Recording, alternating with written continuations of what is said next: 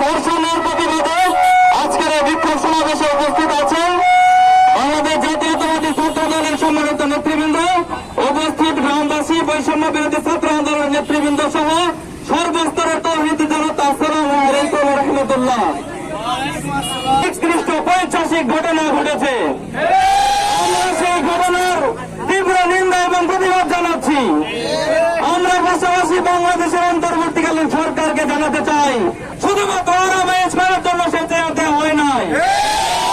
এই সরকার ক্ষমতা আসার পরেও কেন বাংলাদেশে এতগুলো ধর্ষণের ঘটনা ঘটলো, আমরা সেগুলো জবাব চাই। আমরা অনতি বিলম্বে প্রত্যেকটি ধর্ষণকারীকে জনসম্মুখে ফাঁসির কাষ্টে ঝুলিয়ে শাস্তির আবেদন জানাচ্ছি।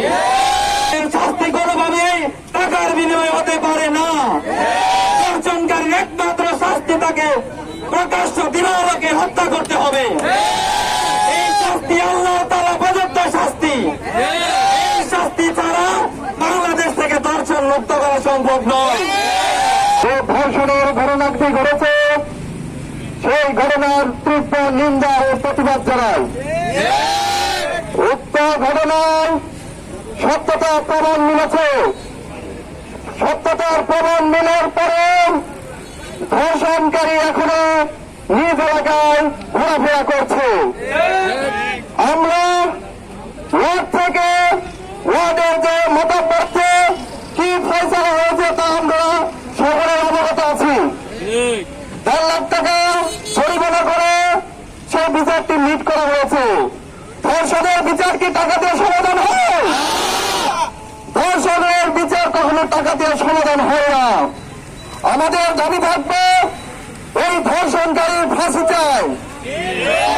আর ধর্ষণকারীকে যারা প্রশ্রয় দিয়েছে তাদের অতি শীঘ্রই আইনের আওতায় আনতে হবে।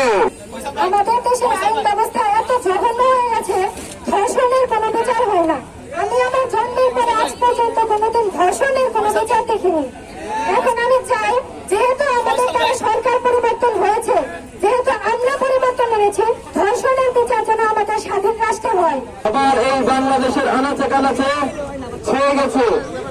আজকে আমরা যেদিকে তাকাই সেদিকেই দেখি শুধু ধর্ষণ হচ্ছে। এই ধর্ষণ থেকে রায় পাচ্ছে না শিশু থেকে কোনো বিদ্যালয়। অন্য কোন রায় আমরা মানব না। ধর্ষণের একমাত্র রায় হবে মৃত্যুদণ্ড, এবং এই মৃত্যুদণ্ড জনসমক্ষে এই অন্তর্বর্তীকালীন সরকারকে একটি দৃষ্টান্ত স্থাপন করতে হবে।